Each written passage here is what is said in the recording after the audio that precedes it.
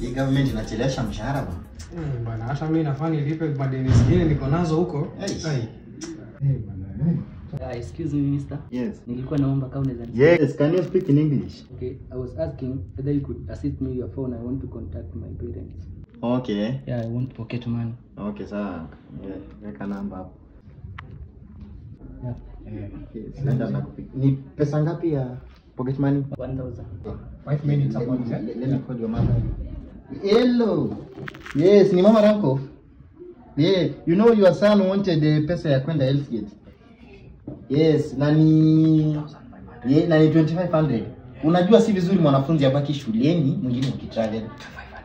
Yeah, weka tu 2500 na uweke 500 ya lunch. Yeah. Yeah, weka tu sahihi ndio at least ni nini. Yeah, poa. Parents. Hey, imagine huyu mzazi ako na pesa. Na unajua kizungu inakaa ni bank tena. Okay. Huyu ana tell story vizuri. Ati you know my son says itaka alak. Wa? Huyu. Hata inaingia. This wazazi. Rank off. Yes. Yes, your mama amefanya kitu. Okay. Yeah. But ameweka tu 200. 200. Yeah, akasema tu kula hii nyumbani siku nzuri. Msema tumanga 1000. Yeah, shikilia hiyo. You just go and read it. You know education is the key. Yes. So focus on the key and you fungue many doors. Yes. Yes, go and study. And teachers provide you with the keys, ndio? Yeah.